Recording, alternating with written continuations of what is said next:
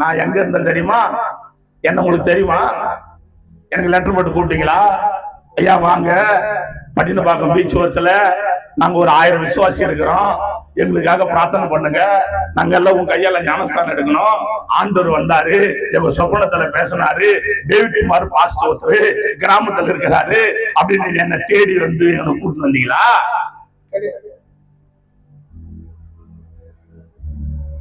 யார் தெரிந்து கொண்டது? என்ன உன்னை யார் தெரிந்து கொண்டது? ஆண்டவராகிய எம்பெருமான்.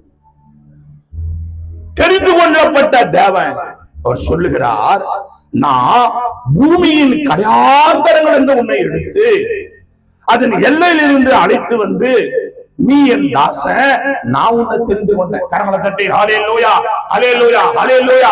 உறவாளா கந்தை அணிந்து நிந்தை சுமந்து நல்ல